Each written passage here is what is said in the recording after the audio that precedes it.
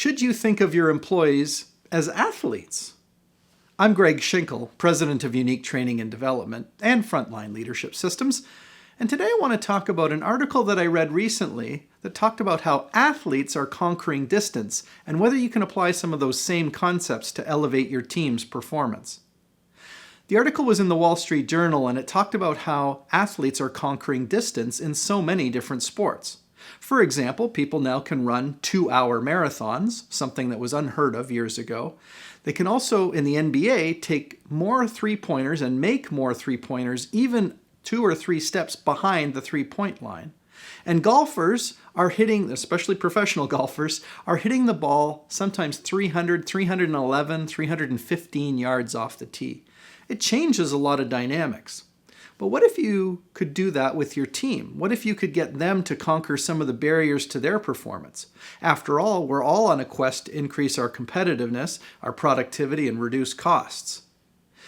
It turns out the article really focuses on little things that people do that create a huge difference in their performance. So it's like on your team, when you notice the difference between your top performers and your middle and bottom performers, often it's just some little things that your top performers focus on that makes a difference in their productivity and their output. If you can identify just a couple of things that you need your team members to focus on that would yield the greatest impact in terms of productivity, it could really help boost your effectiveness. Now, sometimes this gets handed off to the engineering or the continuous improvement folks in your organization, but there's a problem there.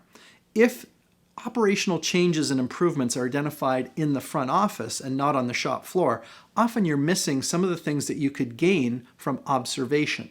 So my suggestion is you as the supervisor, along with your partners in continuous improvement and engineering, should take a look at what your high performers do differently and have all of your employees focus on those little small changes that could make a big difference in their output.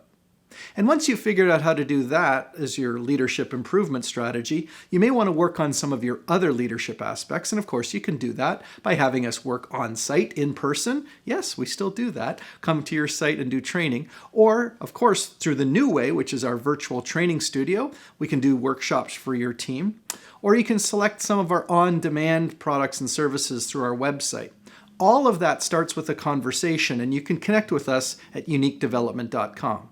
Remember to connect with us also on social media, on LinkedIn, Facebook, or even Twitter, and I look forward to partnering with you on your leadership success.